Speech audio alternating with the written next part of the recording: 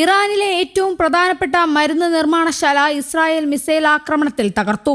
ആക്രമണത്തിൽ കമ്പനിയുടെ അസംസ്കൃത വസ്തുക്കളുടെ ഉൽപാദന യൂണിറ്റുകളും ഗവേഷണ വിഭാഗവും പൂർണ്ണമായും തകർന്നതായി ഇറാൻ ഔദ്യോഗിക വാർത്താ ഏജൻസിയായ ഇർന റിപ്പോർട്ട് ചെയ്തു. ഇറാനിലെ പെൻഷൻ ഫണ്ട് ഏജൻസിയുടെ ഉടമസ്ഥതയിലുള്ള തൗഫിക് ദാരു എന്ന മരുന്ന് കമ്പനിയാണ് ഇസ്രായേൽ തകർത്തത്. അമേരിക്കൻ ഉപരോധങ്ങൾ കാരണം വിദേശ മരുന്ന് കമ്പനികൾക്ക് പ്രവർത്തിക്കാൻ കഴിയാത്തതിനാൽ ഭൂരിഭാഗം മരുന്നുകളും ഇറാൻ ആഭ്യന്തരമായാണ് ഉൽപ്പാദിപ്പിക്കുന്നത്. അതിലേറ്റവും പ്രധാന കമ്പനിയാണിതെന്ന് ഇറാൻ ആരോഗ്യ മന്ത്രാലയം പ്രസ്താവനയിൽ പറഞ്ഞു. രാജ്യത്തിന്റെ ആരോഗ്യ പരിപാലന സംവിധാനത്തെ തകർക്കാനുള്ള ശ്രമമാണിതെന്ന് ആരോഗ്യ സഹമന്ത്രി ഡോക്ടർ മെഹ്ദി പിർസലേഹി പറഞ്ഞു. ഇസ്രായേൽ പരസ്യമായും മറയില്ലാതെയും മരുന്ന് നിർമ്മാണ കമ്പനികളെ ബോംബിട്ട് തകർക്കുകയാണെന്ന് ഇറാന്റെ വിദേശകാര്യമന്ത്രി അബ്ബാസ് അരാക്ചി പറഞ്ഞു.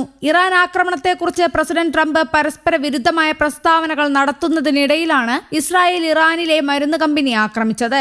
ഇറാനിലെ ആശുപത്രികൾക്കുള്ള മരുന്നുകൾ തയ്യാറാക്കുന്ന പ്രധാന കമ്പനിയാണിത്. ഓപ്പറേഷൻ തിയേറ്ററുകളിൽ ഉപയോഗിക്കുന്ന മരുന്നുകൾക്ക് ആവശ്യമായ അസംസ്കൃത വസ്തുക്കൾ നിർമ്മിക്കുന്ന പ്രധാന കമ്പനിയും ഇതാണ്. ചില ക്യാൻസർ മരുന്നുകൾക്കുള്ള അസംസ്കൃത വസ്തുക്കളും ഇവിടെ ഉൽപ്പാദിപ്പിക്കുന്നുണ്ടെന്ന് ആരോഗ്യവകുപ്പ് വ്യക്തമാക്കി. മരുന്ന് കമ്പനി ആക്രമിച്ച് തകർത്തതായി ഇസ്രായേൽ സൈന്യം പ്രസ്താവനയിൽ സ്ഥിരീകരിച്ചു.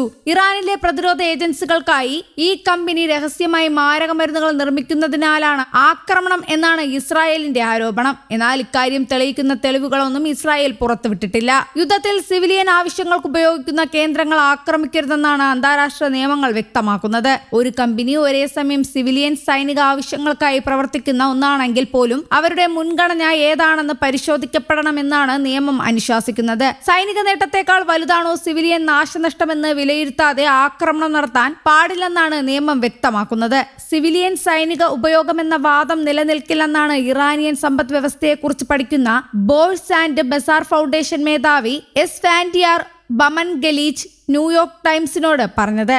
ചില രാസവസ്തുക്കൾ സൈനിക ആവശ്യങ്ങൾക്കായി ഉപയോഗിച്ചേക്കാമെന്ന് തിരിച്ചറിഞ്ഞാൽ പോലും മരുന്ന് നിർമ്മാണശാല തകർക്കുന്നതിൽ കാര്യമില്ല. കാരണം അവിടെ പ്രാഥമിക നഷ്ടം സിവിലിയന്മാർക്കാണ്. സൈനികപരമായ കാരണം അവിടെ അനുബന്ധം മാത്രമാണ്, അദ്ദേഹം കൂട്ടിച്ചേർത്തു. അതേസമയം ഡൊണാൾഡ് ട്രംപിന്റെ മുന്നറിയിപ്പുകളെ തള്ളിക്കൊണ്ട് ചുരുങ്ങിയത് 6 മാസമെങ്കിലും നീണ്ടു നിൽക്കുന്ന യുദ്ധത്തിന് രാജ്യം സജ്ജമാണെന്ന് ഇറാൻ വിദേശകാര്യമന്ത്രി അബ്ബാസ് അരാക്ചി പറഞ്ഞു. യുദ്ധം 2 ആഴ്ചയ്ക്കുള്ളിൽ അവസാനിക്കുമെന്ന ട്രംപിന്റെ അവകാശവാദങ്ങൾ നിലനിൽക്കെയാണ് രാജ്യരക്ഷയ്ക്കായി എത്ര കാലം വേണമെങ്കിലും പോരാടാൻ തയ്യാറാണെന്ന് അൽ ജസീറയ്ക്ക് നൽകിയ അഭിമുഖത്തിൽ അദ്ദേഹം വ്യക്തമാക്കിയത്. തങ്ങളെ പ്രതിരോധിക്കാൻ പ്രത്യേക സമയപരിധികളില്ലെന്നും ആവശ്യമെങ്കിൽ ഏതറ്റം വരെയും പോകുമെന്നും അദ്ദേഹം മുന്നറിയിപ്പ് നൽകി. ഇറാനിൽ പുതിയതും കൂടുതൽ വിവേകപൂർണവുമായ ഒരു ഭരണകൂടമാണ് നിലവിലുള്ളതെന്നും അമേരിക്കയുമായി ഗൗരവമായ ചർച്ചകൾ നടക്കുന്നുണ്ടെന്നും ട്രംപ് അവകാശപ്പെട്ടിരുന്നു. എന്നാൽ ഈ വാദങ്ങളെ പൂർണ്ണമായും നിഷേധിച്ച അരാക്ചി വാഷിംഗ്ടണുമായി നിലവിൽ നേരിട്ടുള്ള യാതൊരു ചർച്ചകളും നടക്കുന്നില്ലെന്ന് വ്യക്തമാക്കി. ഉടമ്പടികളിൽ എത്താൻ ഇരു രാജ്യങ്ങളും തമ്മിൽ സംഭാഷണങ്ങളിൽ ഏർപ്പെടുമ്പോഴാണ് അതിനെ ചർച്ചയെന്ന് വിളിക്കുന്നത്.